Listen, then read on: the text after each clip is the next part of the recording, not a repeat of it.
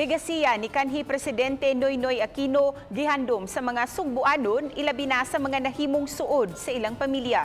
Ani ang report.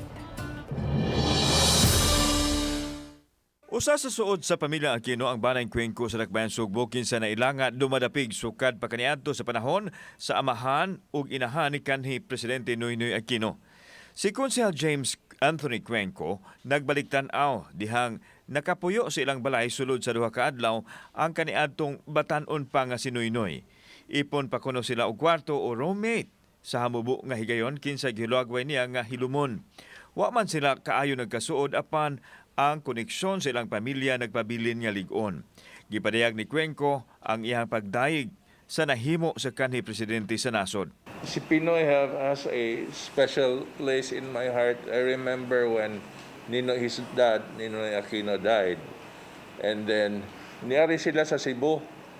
And si PNoy mismo, si Noynoy, stayed in our room.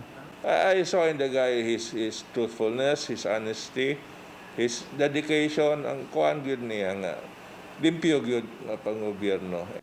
Samtang si Konsehal Dave tumulak na hatagan og kahigayunan kaniadto nga makauban si PNoy atol sa kampanya. Nakaday kini sa kayanong tao sa kanhi Presidente ug labaw sa tanan sa nahimo niini sa nasod. Bisan pa man hamubo ra kay itong among pagkuyog sa probinsya kaniadto sa iyang pagpangampanya, apan natong nakita nga tinuod nga tao og simple nga tao og mapasigarbuhon ta nga nakabaton tag leader sama kaniya. Gideklarar ni Presidente Rodrigo Duterte ang 10 days of mourning sukad kagahapong adlaw hangtod sa Hulyo 3. Naka-half-staff ang mga bandera sa mga buhatan sa gamhanan, lakip na ang Provincial Capital ug Cebu City Hall.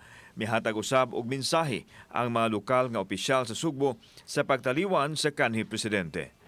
Kauban si Cleofer Lumayag, ako si Alan Domingo. Balitang Bisdak.